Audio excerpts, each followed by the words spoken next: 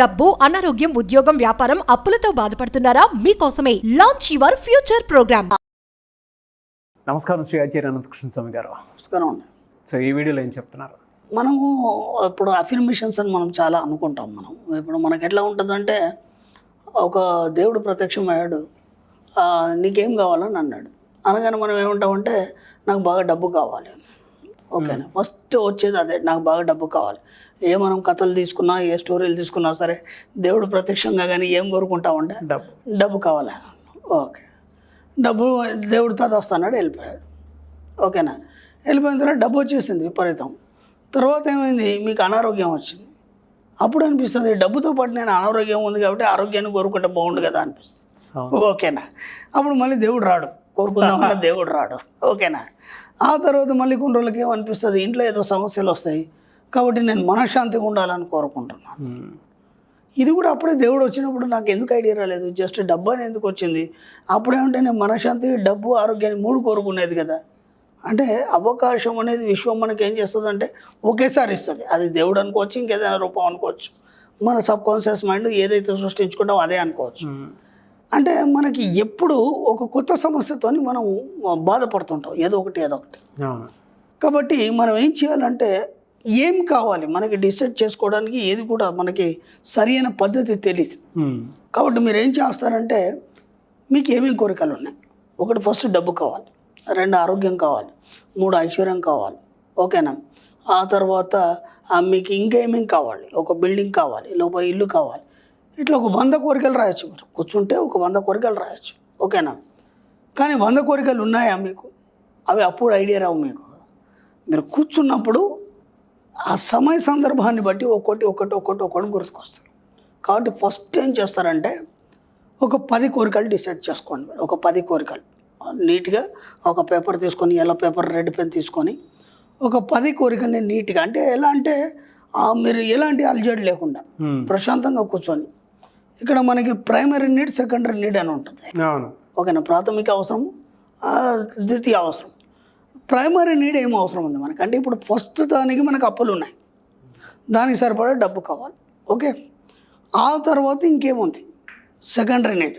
ఓకేనా, మీరు ఎంత వీలైతే అంత ప్రైమరీ, సెకండరీ నీడ్స్ ఏవైతున్నాయో వాటి గురించి ఆలోచించండి.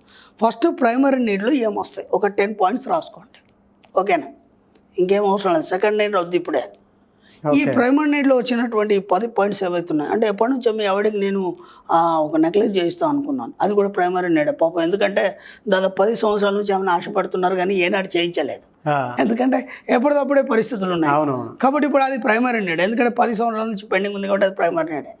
ఓకేనా, ప్రైమరీ నీడ్లో మనకి ఏమొస్తాయి, తిండి, నీడ, గుడ్డ, ఇవి వస్తాయి. ఇవి పక్కన పెట్టేయండి, ఇవి ఎలాగో వచ్చేస్తాయి. కాబట్టి ఇప్పుడు ప్రైమరీ నీడ్ కింద ఏం తీసుకుంటారు, మీకు ఎంత ముందు అప్పులు, ప్రైమరీ నీడ్. 2, మీ ఆవిడకి ఏమేం చేయిస్తున్నారు. పిల్లల కోరికలు కొన్ని ఉన్నాయి పాపం. ఎప్పటి నుంచో వాళ్ళు చెప్తారు, నాన్న మనం ఓ టూర్ వెళ్దాం, లేకపోతే ఇది చేద్దాం, అది చేద్దాం, నాకు బైక్ కావాలని మీ అబ్బాయి అడుగుతాడు. ఓకేనా, మీ అమ్మాయి ఇంకేదో కావాలని అంటుంది. ఇలా కొన్ని వాళ్ళ కోరికలు ఉన్నాయి. లేదంటే నేను పలానా కాలేజీలోనే చదువుతాను, వాళ్ళకు కొన్ని లక్ష్యాలు ఉంటాయి కదా. ఇవన్నీ ప్రైమరీ నీడ్ కింద తీసుకోండి. ఎందుకంటే ప్రైమరీ నీడ్ కింద తీసుకునేవి మాత్రమే ముందు నెరవేరుతాయి. ఓకేనా, ఇప్పుడేమో అర్జెంటుగా ఉంది అప్పటికి చూద్దాంలే అంటే సెకండరీ కింద పడిపోతుంది. ఓకేనా, కాబట్టి మ్యాక్సిమం ఏం చేస్తారంటే, ఒక 10 కోరికల్ని ప్రైమరీ నీడ్ కింద ఖచ్చితంగా రాసుకోండి. ఓకేనా, ఇప్పుడు దాదాపు ఒక 10 సంవత్సరాల నుంచి మీకు తీవ్రమైన కోరికలు ఏమున్నాయి. తీవ్రమైన కోరికలు ఏంటి, ఫస్ట్ ఇల్లు కావాలి. ఓకేనా, ముందు అప్పులు కట్టేయాలి, అది ఫస్ట్. అది కట్టేస్తే కానీ మీరు రిలాక్స్ కాలేరు, అది కట్టేయాలి. 2 ఇల్లు కావాలి. ఓకే, ఆ పిల్లలకి ఏమేమి కొనియాలనుకున్నారు వస్తువులు అవన్నీ. తర్వాత మీ భార్యకి ఏమేమి నగలు చేయించాలనుకున్నారు అవి. ఆ తర్వాత మీరు ఏ టూర్ వెళ్ళాలనుకుంటున్నారు. ఓకేనా, ఆ తర్వాత మీరు అనుకున్న ఒక ప్రమోషన్ని సాధించాలా లేదా. ఇప్పుడు మీరు అనుకుంటారు కదా, నేను ఈ ఇయర్ వరకు నేను ఈ ప్రమోషన్ సాధించాను. దానికి ఎందుకంటే కొన్ని డిపార్ట్మెంటల్ ఎగ్జామ్స్ ఉంటాయి. అవును, అవి కూడా ఎప్పుడు ఫెయిల్ అవుతారు, ఎందుకంటే మీకున్న ఒత్తిడి వల్ల అవి ఫెయిల్ అవుతారు. కానీ ఈసారి ఖచ్చితంగా నేను కొట్టాలి అన్నప్పుడు ఆ ఒత్తిడిని నేను పక్కకు జరపాలి, దాన్ని సాధించాలి. ఓకే, ఇలా ఒక 10 ఒక టేబుల్ తయారు చేసుకోండి. మీరు తయారు చేసుకొని మ్యాక్సిమం వాటి మీద మీరు కసరత్తు చేయండి. ప్రతిరోజు కసరత్తు, మీకు ఇంకేం పడలేదు. రోజు 15 నిమిషాలు ఆ ఏమేమైతే రాసుకున్నారో 10 నీడ్స్ ఏవైతే ఉన్నాయో ప్రైమరీ నీడ్స్, వాటిని బేరీజ్ వేసుకోండి. ఎంతవరకు నేను దాన్ని రీచ్ అయ్యగలను, రీచ్ కావడానికి నేనేం చేయాలి. ఇప్పుడు ఏమవుతుందంటే గందరగోళంగా మనం ఒక సిస్టమ్ లేకుండా నాకు ఇది కావాలి అది కావాలి అది కావాలి ఇది కావాలి అనుకుంటే దేన్ని పూర్తి చేయలేకపోతున్నారు. ఓకేనా? ఎందుకంటే బోలెడు ఉంటాయి, మనిషి కావాలనుకున్నప్పుడు కోరికలు బోలెడు ఉంటాయి. ఇప్పుడు నేను కూడా క్లాస్లో లేపి మీకు ఏం కావాలన్నప్పుడు ఏం చెప్పలేడు మనిషి, ఎందుకంటే అంతకుముందు బోలెడు ఉంటాయి మైండ్లో, నాకు అది కావాలి ఇది కావాలి ఇంత డబ్బు కావాలి అది. క్లాస్లో లేపి టకీమని చెప్పంటే ఏం చెప్పలేడు, ఎందుకంటే అప్పుడు ఊహ రాదు. అలా రాకుండా స్తబ్దత చెందుతుంది. కాబట్టి మీరు ప్రశాంతంగా కూర్చొని కేవలం మీ కోరికలు రాసుకోండి. ఒక 10 రాసుకోండి. 10 రాసుకొని రోజు 15 నిమిషాలు వాటి మీద కసరత్తు చేయండి. ఇవి దీంట్లో ఎంతవరకు దానికి మళ్ళీ ఏం చేస్తారంటే కేవలం రాసుకోవడమే కాదు, వాటిని ఊహించడమే కాదు, దానికి టైం కూడా పెట్టండి. టైం పెట్టకపోతే ఏమవుతుంది, ఇప్పటికే 10 సంవత్సరాలు అయింది, ఇంకో 10 సంవత్సరాలు కూడా పోతుంది. ఇంక దానికి మీరు సాధించడానికి మీకు దానికి ఒక వాల్యూ లేదు. కాబట్టి దానికి ఒక టైం పీరియడ్ కూడా పెట్టండి. ఈ టైం లోపల నేను ఖచ్చితంగా ఈ 10 కోరికలు నేను సాధించాలి, నేను రీచ్ కావాలి. ఓకేనా?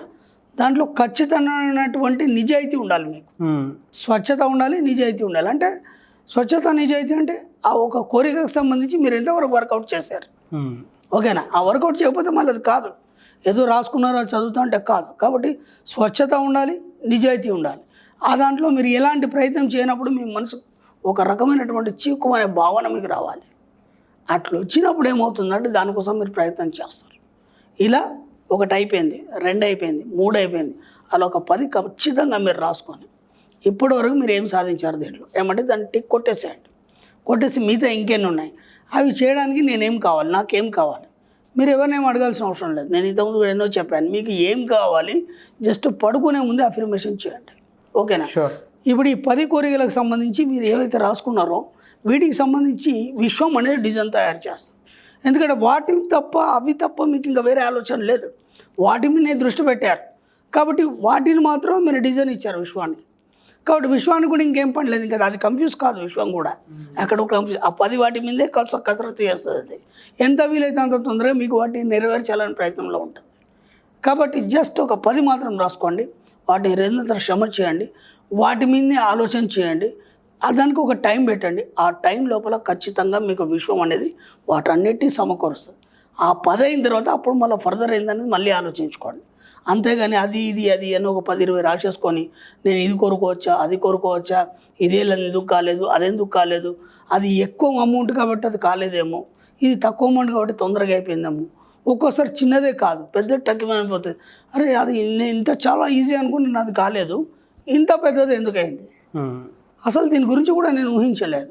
నేను ఇంతకుముందు కూడా చెప్పాను, conscious mind, sub conscious mind, super conscious mind అన్నాను. ఈ సూపర్ కాన్షియస్ మైండ్లో భారీ ప్రాజెక్టులు ఏవైతున్నాయో అవన్నీ మీకు తెలియకుండానే ఉన్నపలంగా అయిపోతాయి అవి. ఎందుకంటే ఎప్పుడో మీరు కోరుకున్న కోరికలు అవి మీకు తెలియకుండా అంతర్లీనంగా అవి డెవలప్ అవుతూనే ఉంటాయని చెప్పాను.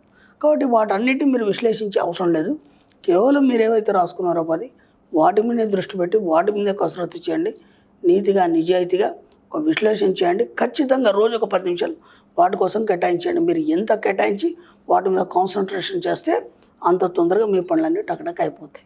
10 కోరికలు ఖచ్చితంగా నెరవేరుతాయి. డెఫినెట్గా sir. Thank you so much Shri Acharya Anantakrishna Swami garu. Thank you అండి.